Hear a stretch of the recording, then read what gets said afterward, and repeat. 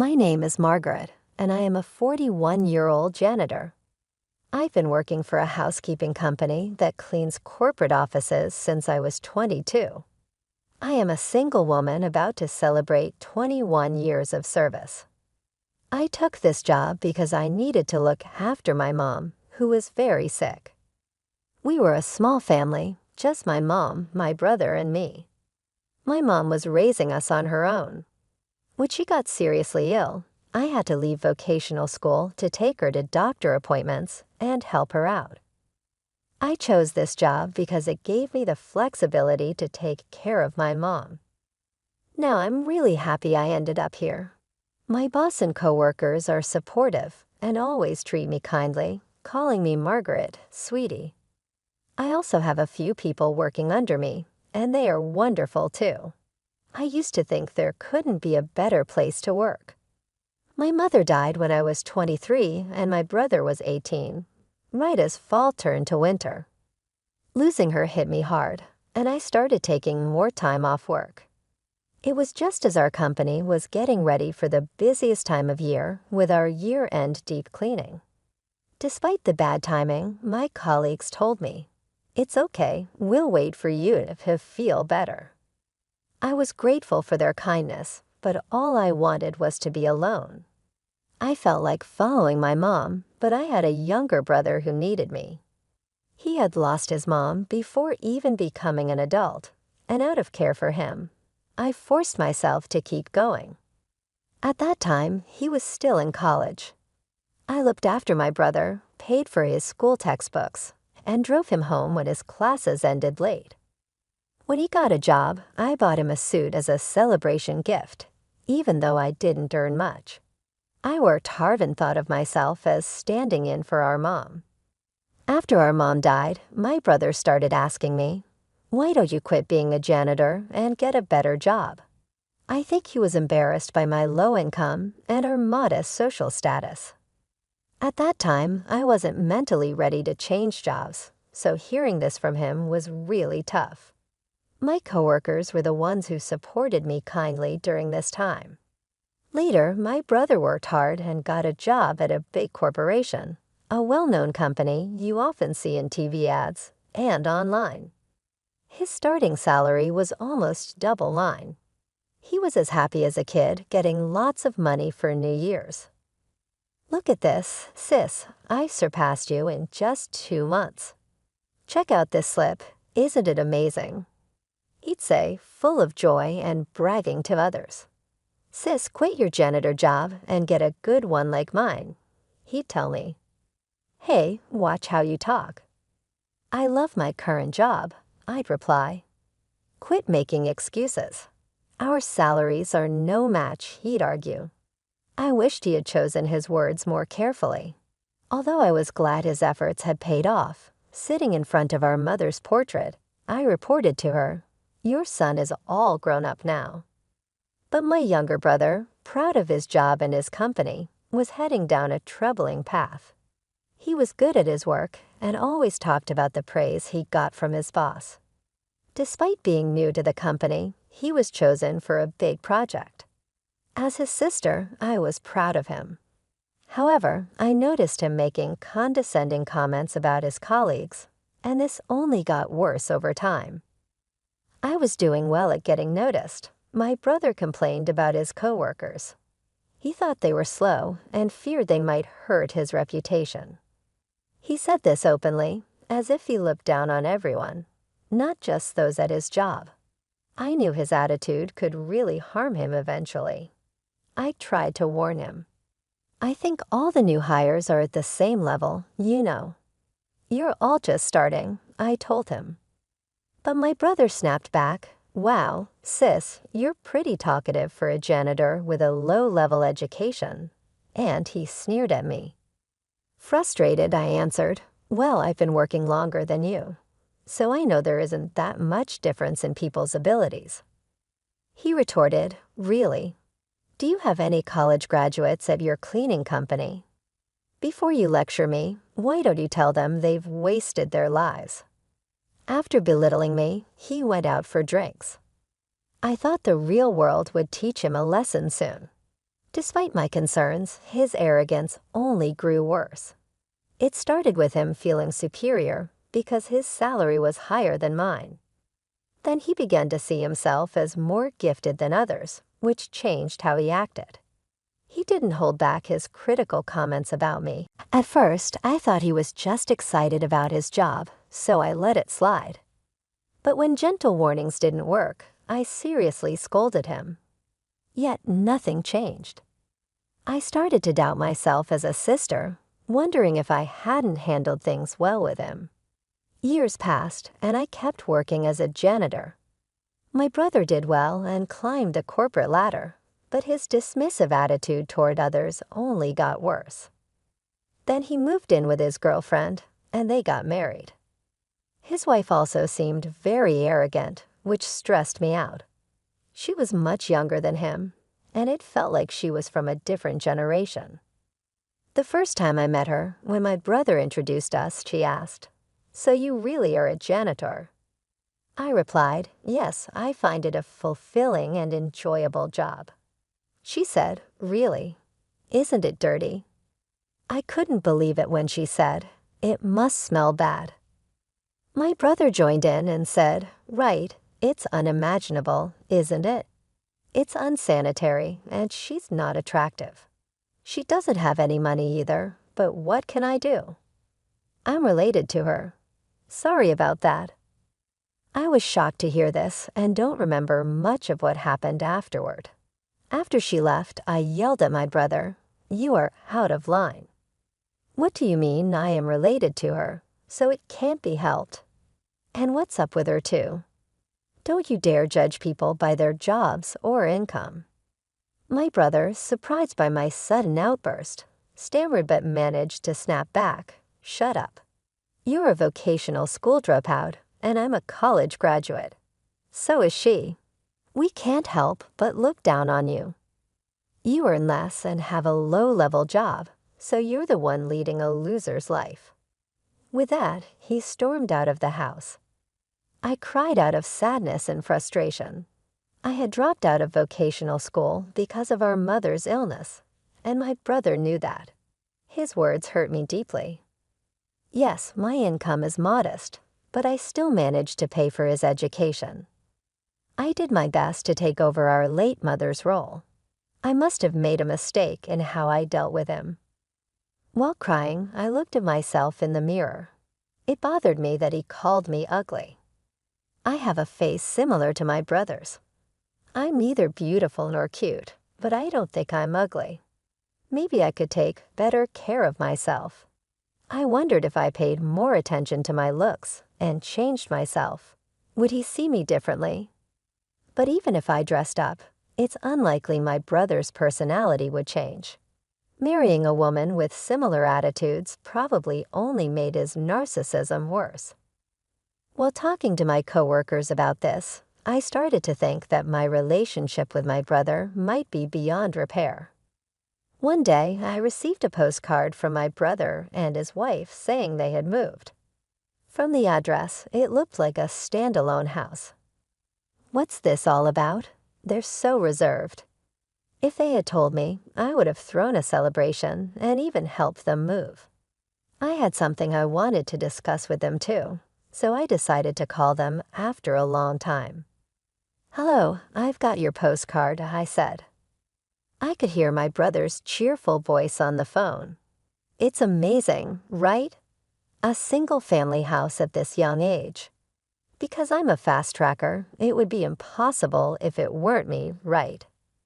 "Yeah, amazing indeed," I replied. He was bragging as usual, but I found it nostalgic and let him talk as much as he wanted. Then I brought up my matter. "I have something to talk to you about too. Just the other day, my company got contracted to clean your office building.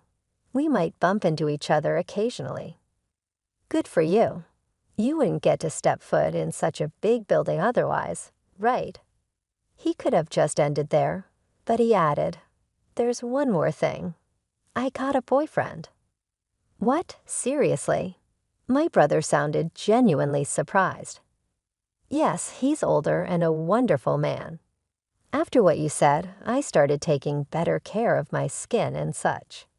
He fell for me at first sight, I said jokingly. Well then, that's thanks to me, huh?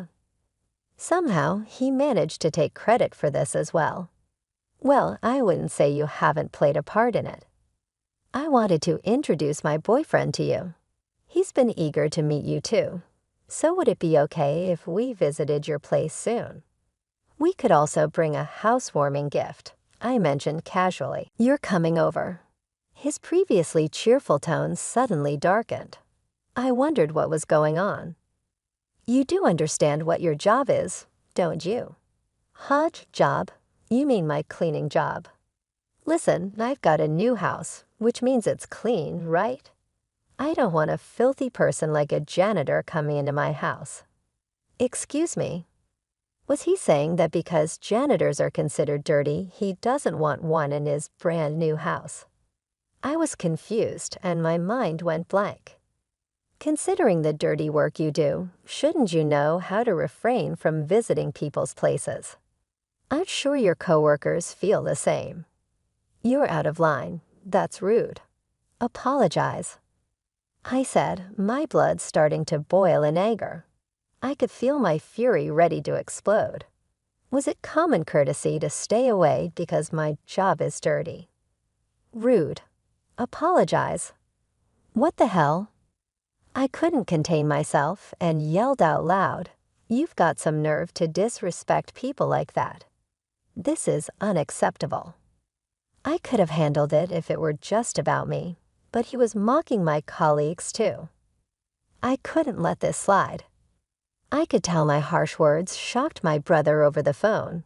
He's usually quick to criticize others, but when someone fights back, he stumbles over his words.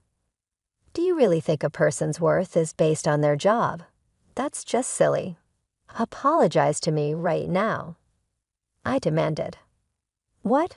Why are you freaking out all of a sudden? He replied. I've had enough of you. How did you become so mean? Mom would be heartbroken.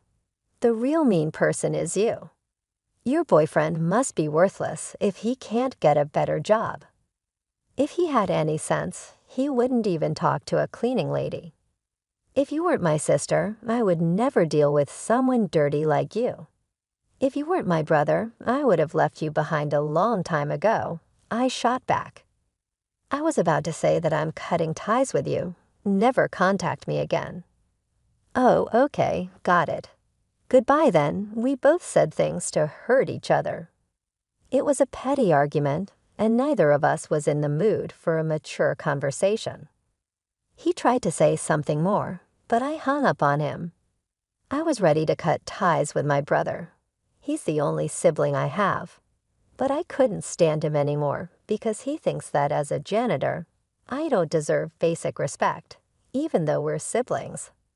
If our values are this different, it's better for us to stay apart. From now on, I'll be fine.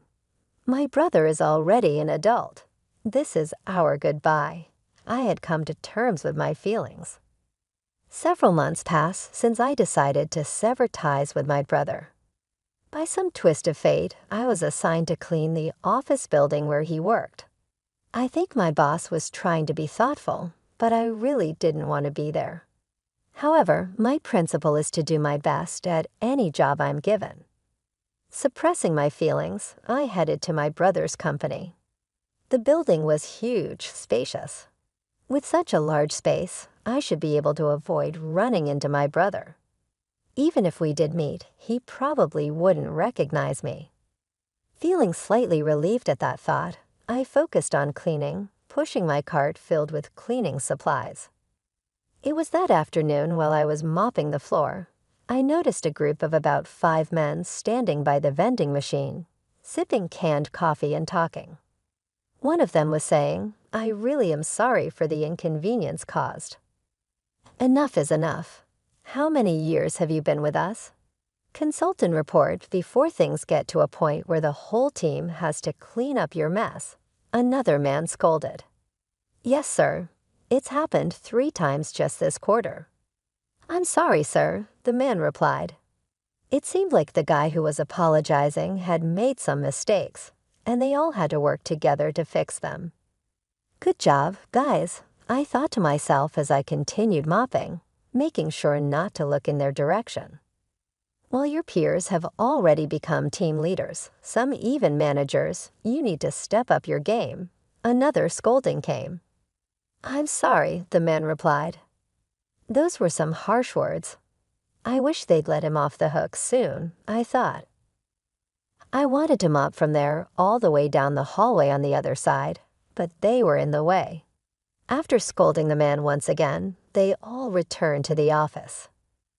As the group passed by me, I noticed a familiar face, my brother. The one who had messed up and was being scolded was my brother. I couldn't believe it. My brother also saw me, froze for a minute, then went completely pale. But without saying a word to me, he quickly followed his team and left. During the rest of my shift, my mind kept drifting back to my brother. He was supposed to be the fastest rising among his colleagues, but the brother I saw earlier looked nothing but a burden to the company, a straggler. He seemed like an employee who constantly made mistakes at work and was always apologizing. This intuition came from watching various human interactions in the corporate structure over the years. As a janitor, his claim of being a competent individual was just his vanity. He must have been doing well at the beginning, at least. As I suspected, he might have become complacent and been overtaken by his colleagues, tripped up when he least expected it. I think it's bound to happen because of his personality. He looks down on others so easily. But I don't need to worry about him anymore. My brother and I are strangers now. We've cut ties. A few days after realizing the truth, I saw my brother again. I was cleaning the main lobby when he came down the elevator with someone. "Darn, I left the bag with the samples upstairs," he said. I'll go get it." "You can wait here, sir." "No need, I'll go. You're useless anyway. But when you get promoted, you take care of me, okay?" My brother said. "Not again, sir." "I told you I'll go get it," the man who seemed to be his junior replied. He went back on the elevator to retrieve the forgotten item. It was ironic seeing how he treated me in the past, claiming to be competent from a distance.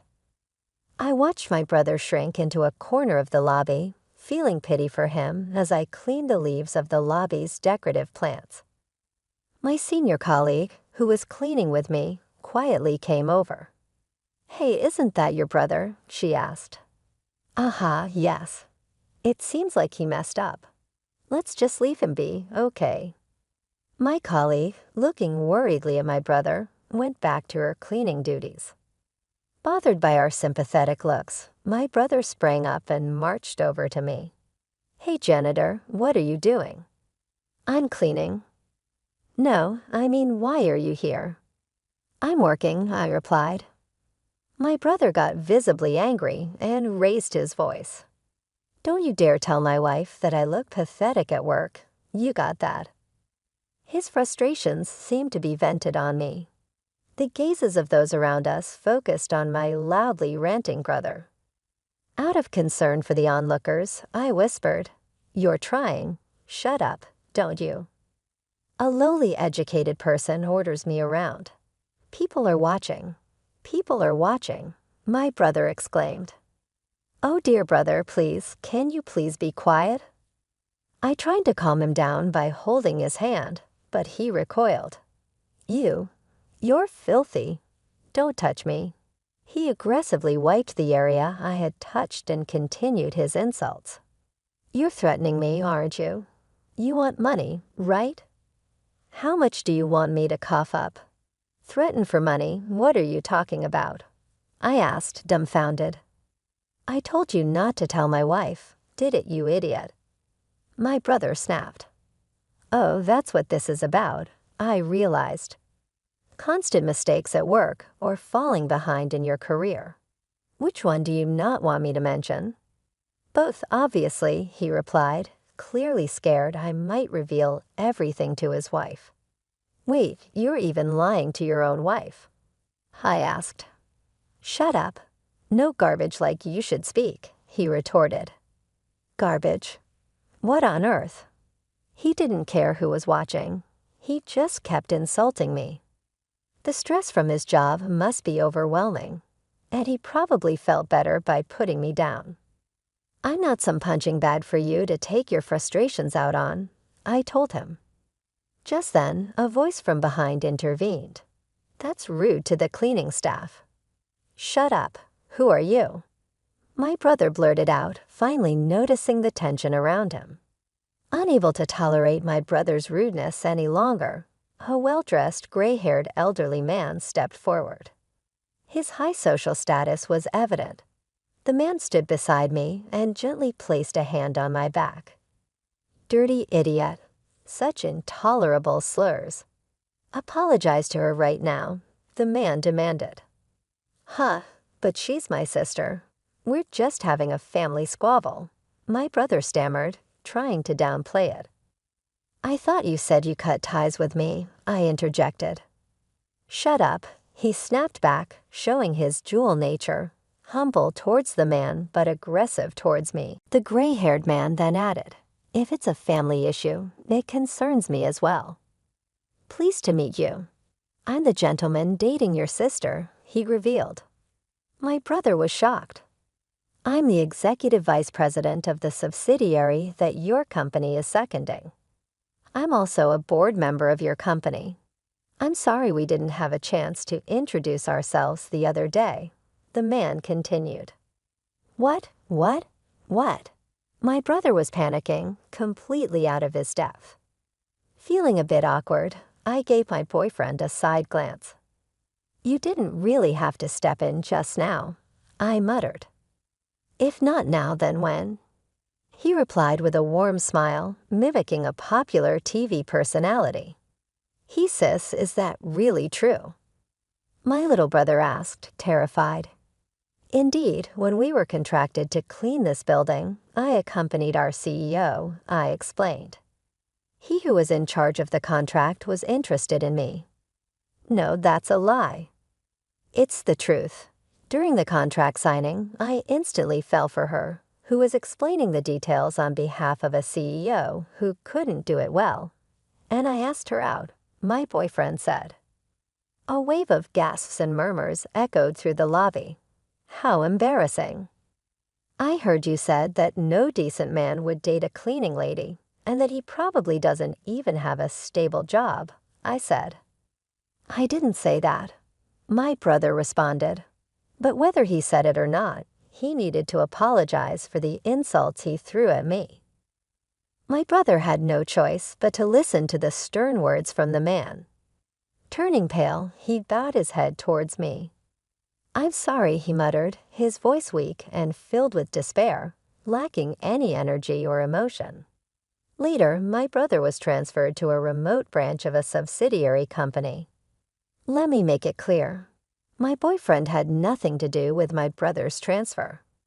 My brother panicked when his coworkers heard his repeated insults towards me and feared his wife finding out about his problems at work. This led him to make several mistakes. It seems like he's no longer on the fast track to promotion. His wife came to me crying when she learned about his transfer. You're dating an executive from my husband's company, aren't you? Why didn't you tell me earlier? Please bring my husband back to the head office, she begged. Of course, I said, but her plea fell on deaf ears. Unable to afford their mortgage with his reduced salary after the transfer, it looks like they'll have to sell their newly built home. I have no interest in what happens to my brother and his wife after this. And me. I got married to my boyfriend, and we're living happily in our newly built home. I'm still working as a cleaner, but now less out in the field because I've become the president of the cleaning company I've always worked for. The president retired, and I was nominated as the successor. I had a lot of doubts about being president, but I decided to give it my all for the company I love. No matter what anyone says, I plan to continue doing the job I love for the company I love, with my head held high.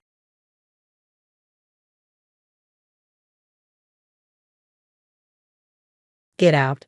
You're not welcome in this house anymore. My mother-in-law Helen's voice echoed through the mansion's marble foyer. Her face was twisted with rage as she threw my belongings onto the perfectly manicured lawn. Behind her, my husband David stood with his arm wrapped around a woman I'd never seen before, both of them wearing matching smirks. My name is Anna, and at 32, I was watching my decade-long marriage crumble on my in-laws' front lawn. But unlike what they expected, I wasn't crying or begging. Instead, I felt an odd sense of calm as I watched Helen's performance. "You ungrateful witch." Helen continued her tirade.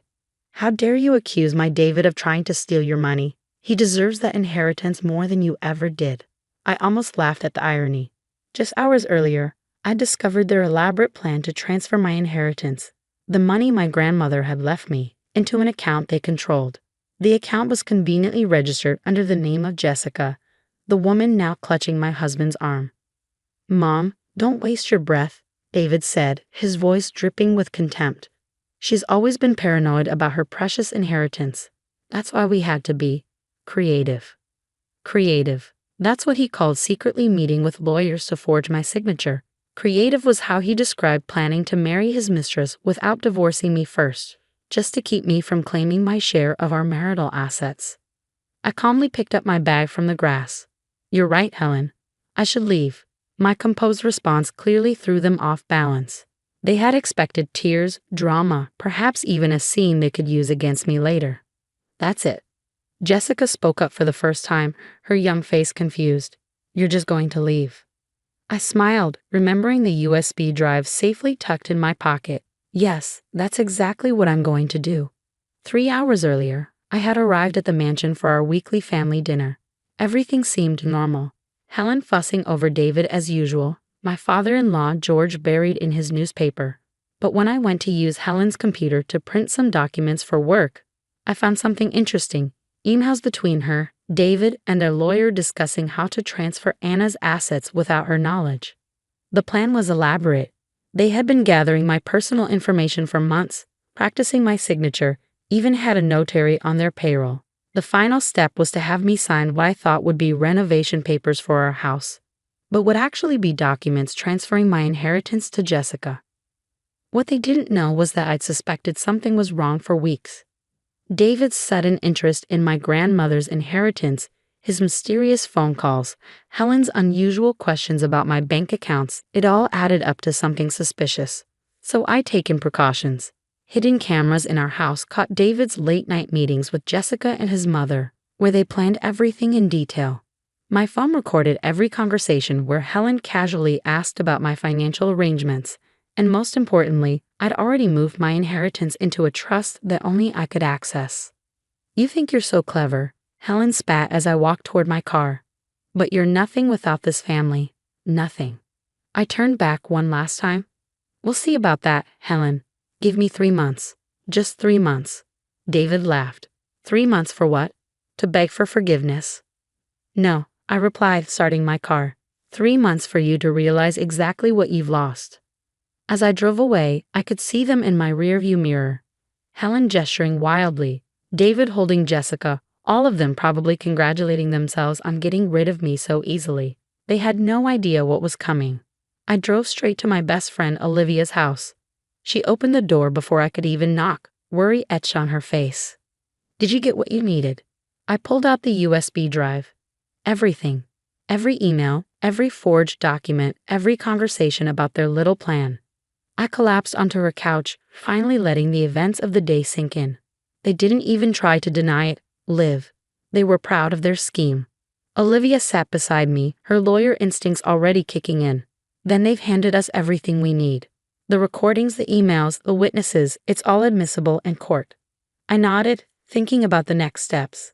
I'd spent weeks preparing for this moment, securing my assets, gathering evidence, building a case that would be impossible to defend against. But watching David stand there with his mistress, seeing Helen's true colors on full display, it still hurt more than I expected. "You know what the funny part is?" I said, accepting the glass of wine Olivia offered. "They think they've won. They actually believe I walked away because I'm weak. Olivia smiled, a fierce protective glint in her eye. Then they clearly never knew the real you. So what's the plan? I pulled out my phone, scrolling through my contacts until I found the number I needed. First, we call Robert Harrison, the federal investigator who's been waiting for evidence of Helen's financial fraud. Then, we let the dominoes fall exactly where I've lined them up. And David, Jessica? I smiled, thinking about the paper trail I discovered linking them to Helen's broader scheme. They chose their side. Now they get to go down with the ship. As night fell, I sat in Olivia's guest room, looking through old photos on my phone. 10 years of marriage reduced to evidence in a fraud case. But as I closed the photo album and opened my email to contact Investigator Harrison, I felt stronger than I had in years. They thought they were destroying me. Instead, they have freed me to take them all down. Let them enjoy their victory for now. In 3 months, I'd learn exactly who they were dealing with. The first signs that something was wrong appeared exactly 2 weeks after I left. I was having coffee with Olivia when my phone buzzed with a text from my father-in-law, George. "Anna, we need to talk. Something's not right with the company accounts." I showed the message to Olivia, who raised an eyebrow. Right on schedule. What George had discovered was just the tip of the iceberg. For years, Helen had been using the family's real estate company to run a sophisticated fraud scheme. My evidence didn't just prove their plan to steal my inheritance, it revealed a pattern of financial manipulation that went back decades. I texted back a simple response. Ask Helen of the Riverside Properties deal. Within minutes, my phone was flooded with calls. First from George, then Helen, and finally David. I ignored them all, knowing exactly what they found. The Riverside Properties transaction was Helen's biggest mistake, and the documentation I'd gathered proved she'd embezzled nearly $2 million through fake renovation contracts. "Your mother-in-law's been busy," Investigator Harrison said during our meeting that afternoon. He spread the documents across his desk, each page revealing another layer of fraud. "And your husband was actively helping her cover it up." I nodded, watching as he added my evidence to his growing file. They got careless. When they started planning to steal my inheritance, they left their other records vulnerable. "Mrs. Collins," Harrison leaned forward, his expression serious. "This is going to get ugly. Are you prepared for that?" I thought about Helen's screaming face, David's smirk, Jessica's confused expression. They made it ugly when they planned to steal everything I had. The next day, federal agents arrived at Helen's office. I wasn't there to see it, but Olivia's colleague who worked in the same building described how Helen was escorted out, still shouting that it was all a misunderstanding. David called me that evening, his voice no longer smug. "What did you do?" he demanded. "Mom's been arrested." "I didn't do anything, David. The federal investigation into Helen's fraud has been ongoing for months. I just stopped helping hide it." "You're lying. You set this up." I could hear Jessica in the background, asking what was happening. "No, David. Your mother set this up when she decided to steal from her own company. You set this up when you helped her hide it." I just stopped being complicit. The silence on his end was deafening. "Oh, and David," I added, "you might want to check those documents you signed last month. The ones about the renovation project. They've been submitted to the investigation." He hung up without another word. Over the next few weeks, the truth about Helen's schemes unraveled spectacularly. The local papers ran stories about the prominent real estate family's fall from grace. Former employees came forward with their own evidence of fraud. Even George, once he realized the extent of his wife's deception, began cooperating with investigators. Jessica disappeared first, leaving David with nothing but a text message. "This isn't what I signed up for." Apparently, the promise of my inheritance wasn't worth facing federal fraud charges. I watched it all unfold from a safe distance, focusing on rebuilding my life. Olivia helped me find a new apartment, and I threw myself into my work, letting the investigators handle the rest. Then came the call I'd been waiting for. "Mrs. Collins?" Investigator Harrison's voice was triumphant. "We've frozen all their accounts. The evidence you provided led us to 6 other fraud schemes. They're looking at serious prison time." I sat down, feeling the weight of the past month lift from my shoulders. "And David?" "Your husband's been charged as an accomplice. We found his fingerprints all over the fake documents. He's looking at 5 to 10 years. That evening, as I sat on my new balcony watching the sunset, my phone lit up with a message from Helen. Even under house arrest, she couldn't help trying to have the last word. "You've destroyed this family," she wrote. "I hope you're happy." I thought about responding, about pointing out that she had destroyed her own family with her greed and manipulation. Instead, I simply blocked her number. 2 months had passed since that day on the lawn. 2 months of watching karma deliver exactly what they deserved. But sitting there, looking at the city lights, I realized I didn't feel victorious. I felt peaceful. They had tried to take everything from me, but in doing so, they had given me something invaluable. Freedom from their toxicity and the strength to stand up for myself. As I reached for my wine glass, my phone buzzed one last time. It was George. "Anna," his message read, "I'm sorry. I should have seen it sooner." I looked at those words for a long time, thinking about how different things might have been if he'd stopped Helen years ago. But the past was the past. The future, however, was looking surprisingly bright. 1 month left in my promised 3 months, and already their perfect little world had crumbled. But the final piece of my plan was still to come, and for that, I needed to make just one more phone call. "Hello," I said when the line connected. "This is Anna Collins. I'd like to schedule a meeting about purchasing Riverside properties." The irony wasn't lost on me. The same property that had exposed Helen's fraud would now become the foundation of my new beginning. Let them think they'd won that day on the lawn. Their victory had lasted exactly 2 weeks. My victory? That would last a lifetime. The 3-month mark arrived on a crisp autumn morning. I stood outside the courthouse, adjusting my blazer as reporters gathered on the steps. Today was Helen's sentencing hearing, and the media was eager to cover the downfall of one of the city's most prominent families. "Ready for this?" Olivia asked, standing beside me with her briefcase. I nodded, watching David and his father arrive separately. David looked nothing like the smug man who'd stood with his mistress 3 months ago. His designer suits had been replaced by an ill-fitting department store number, his confident strut now a defeated shuffle.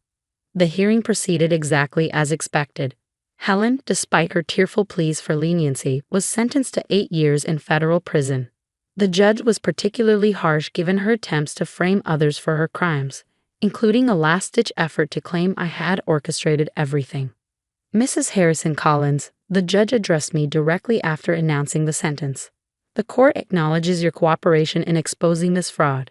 Your inheritance will remain protected under the trust you established." I caught Helen's venomous glare from the defendant's table. This wasn't how she'd imagined things playing out when she'd thrown my belongings onto her lawn. David was sentenced next, 5 years for his role in the fraud scheme. As they led him away, he looked back at me one last time. "I never thought you'd fight back," he said quietly. "That was your first mistake," I replied. Outside the courthouse, George approached me.